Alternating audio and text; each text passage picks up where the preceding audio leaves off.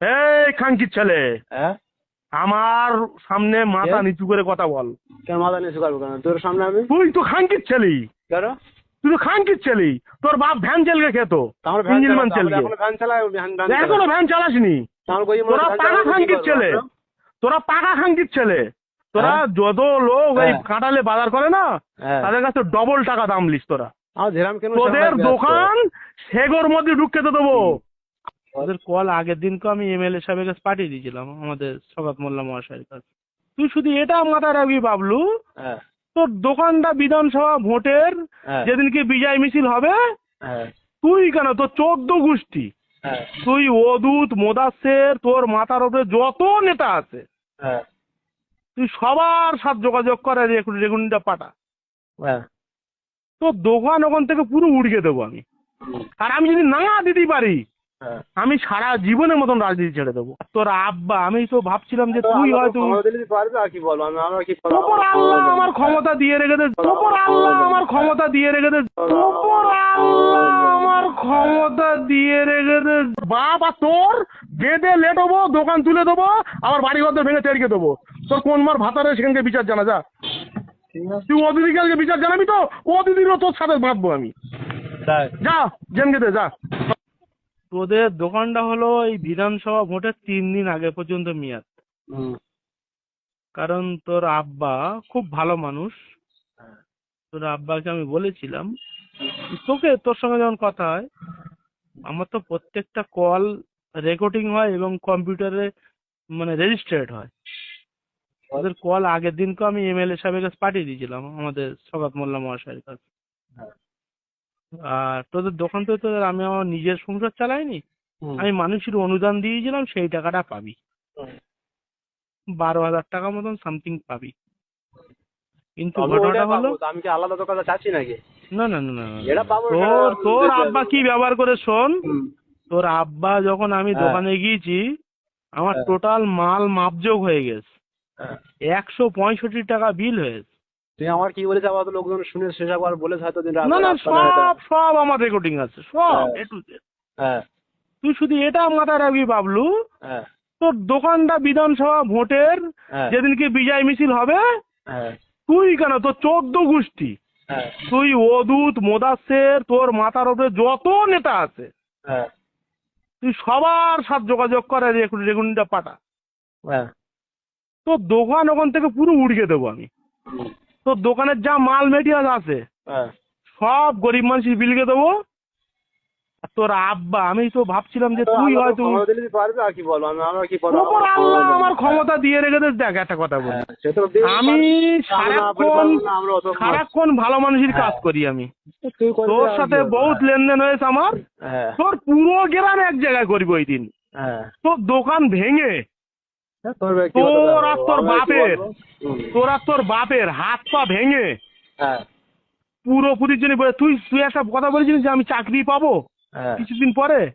তো তুই যেখানেই চাকরি পাবি সেখান থেকে তোকে হটিয়ে দেবো আমি। আর আমি যদি না দিতে পারি, আমি সারা জীবনের মতন রাজনীতি ছেড়ে দেবো। তোর ব্যক্তিগত ব্যাপার, আমি কি বলবো? আমার ব্যক্তিগত ব্যাপার না, তোর মানে কি? তোর মতন গুদের বেটা কারোর ক্ষমতা নেই, শালা খানকির ছেলে যে আমার তুই বলে কথা বলে। তোর সেগোতে, তোর মার সেগোতে যেখান থেকে বের গেছিস, তোর বাপ আর বেটা সেগো সেই সেগোতে ঢুকে দেবো। তুই গাল দিচ্ছিস জানতে? এই খানকির ছেলে, আমার সামনে মাথা নিচু করে কথা বল। কেন মাথা নিচু করবো কেন তোর সামনে আমি? তুই তো খানকির ছেলি। কেন? তুই তো খানকির ছেলি। তোর বাপ ভ্যান চালকে খেত, ইঞ্জিন ম্যান চালকে। এখনো ভ্যান চালাসনি? তোরা পাকা খানকির ছেলে, তোরা পাকা খানকির ছেলে। তোরা যত লোক এই কাঁটালে বাজার করে না, তাদের কাছে ডবল টাকা দাম লিস তোরা। তোদের দোকান সেগোর মধ্যে ঢুকতে দেবো। আমরা চুরি করিনি। তো চোর, তোরা তো চোর খানকির ছেলে, তুই আর তোর বাপ। তোদের এই কাঁটালে ভিক করাবো আমি। সেটা আল্লাহ চাইলে হবে। আল্লাহ চাইলি না, আল্লাহ চাবে। তোরা তো আল্লাহর নেতৃত্বে কোনো দান করিসনি গুদের বেটা।